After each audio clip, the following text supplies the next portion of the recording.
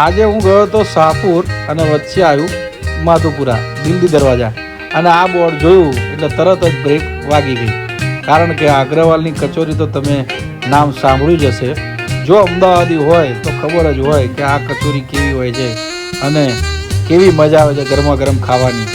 એટલે અહીંયા ગાડી ઊભી રાખી અને ગરમા ગરમ કચોરી ખાધી, ખૂબ મજા પડી મને.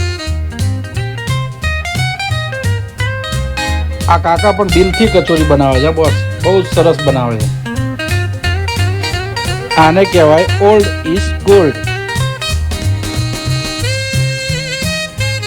તમારા પણ મોઢામાં પાણી આવી ગયું ને તો ફટાફટ દિલ્હી દરવાજા જઈ આવો અગ્રવાલની કચોરી ખાવા. 30 રૂપિયાની કચોરી અને 30 રૂપિયાના સમોસા.